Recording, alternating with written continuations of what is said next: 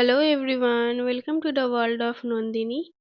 তো আজকে একটা নতুন ব্লগ নিয়ে চলে এসেছি। আমরা সায়েন্স সিটি যাচ্ছি, সানডে ছিল। কোথায় যাব? তো ভাবলাম চলুন সায়েন্স সিটি যাওয়া যাক। তো অনেক বছর পর আমি সায়েন্স সিটি যাচ্ছি।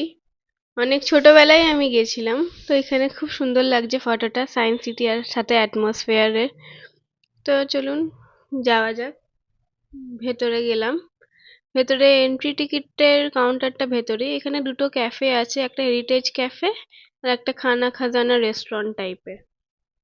কোনোটাতেই আমরা যাইনি। আর এখানে পার্কিং কোথায়, এক্সিট কোথায়, টিকিট কাউন্টার কোথায় সব এখানে মার্কিং করে দিয়েছে। আর এটা হচ্ছে টিকিটের রেটস। পজ করে দেখে নেবেন। চলুন ভালো করে আরো দেখিয়ে দিচ্ছি। আর এটা ট্যাপটা কি সুন্দর লাগছে, মনে হচ্ছে সত্যি সত্যি জল পড়ছে। আর জল পড়ছেও, মানে ওটা একটা ফাউন্টেন।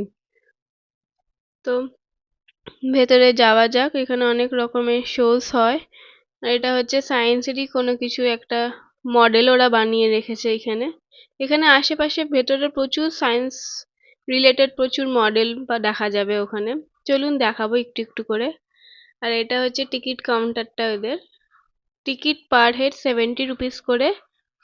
আর 5 বছরের বাচ্চা যাদের, তার নিচে বা 5 বছর বয়সের বাচ্চাদের কোনো টিকিট লাগবে না। এটা হচ্ছে পুরো entry chart, ticket entry chart, বা কোনটা কোন কি শোজ এর জন্য কি টাকা আছে না আছে সব পুরো রেট চার্ট এটাই। পজ করে দেখে নেবেন। আর এটা হচ্ছে ভেতরে ঢুকে গেছি আমরা। চলুন, প্রচুর গাছপালা আছে। আর এটা হচ্ছে মিসাইল পার্ক, মানে ছোট্ট একটা মিসাইল পার্ক টাইপের করে দিয়েছে। এরকম প্রচুর ছোট ছোট জিনিস দেখা যায় ওখানে। এগুলো ওদের সব মডেল বানিয়ে রেখে দিয়েছে, 3 রকমের রকেট। এখানে ডাক আছে, সোয়ান আছে, তারপর র্যাবিট আছে। এখন অনেক রকমের পেটস ওরা পুষে রেখেছিল। এটা একটা ছোট্ট বাটারফ্লাই গার্ডেন, প্লাস এটা সেলফি জোনও বলতে পারেন।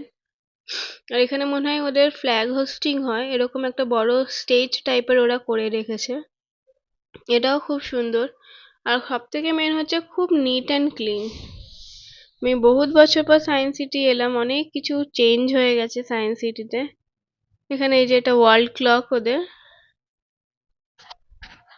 অনেক বিভিন্ন দেশের সব টাইম দেখাচ্ছে ওখানে। আর এই যে পুরো এরিয়াটা দেখুন, পুরো গার্ডেন। আর একটা গার্ডেনের এগুলো গাছগুলো দিয়ে না পুরো মেজ বানিয়ে রেখে দিয়েছে, দেখুন মেজের মতো লাগছে। আর এটা হচ্ছে ফিস ফিস করে কথা বললে একজন এই সাইডে দাঁড়াবে আর একজন ওই সাইডে দাঁড়াবে, তাহলে শুনতে পাবে। আর এই যে সায়েন্স রিলেটেড কিছু কিছু জিনিস বাচ্চারা যেগুলো এনজয় করছে। আর এটা হচ্ছে সাউন্ডের জন্য, খুব সুন্দর এটা।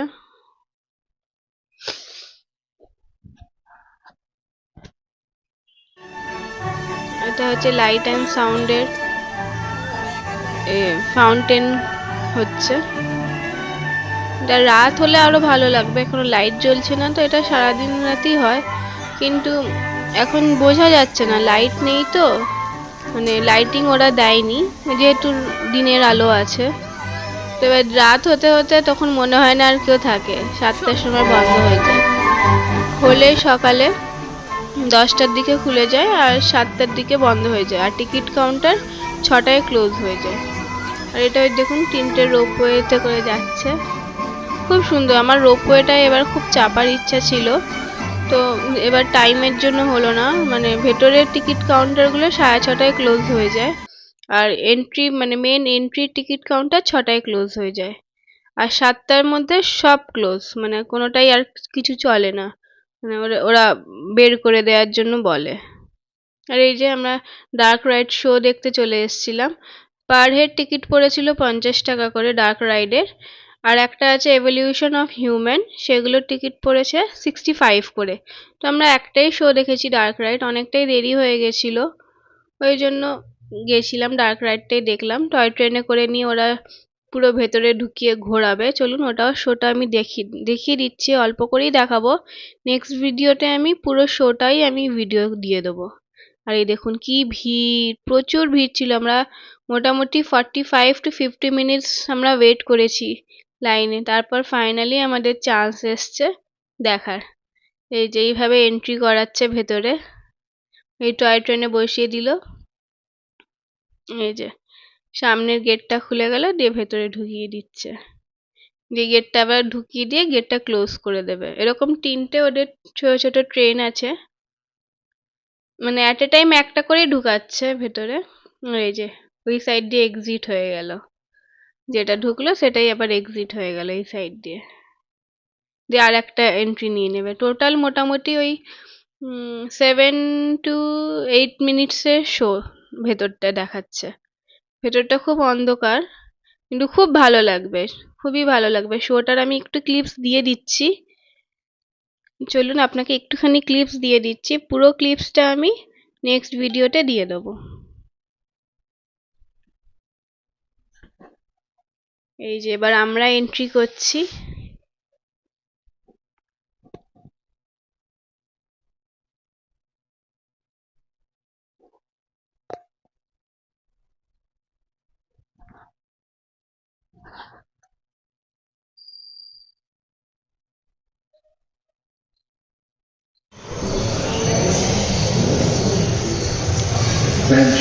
देश खंडित होने के कारण भारत एशिया की ओर खिसकने लगा था, जिसके महादेशिक प्लेटों में हलचल होने से ज्वालामुखी के रूप में लावा निकलने लगी थी।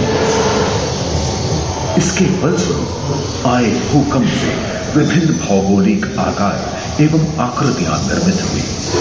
स्पाइनोसॉरस की पीठ पर नौका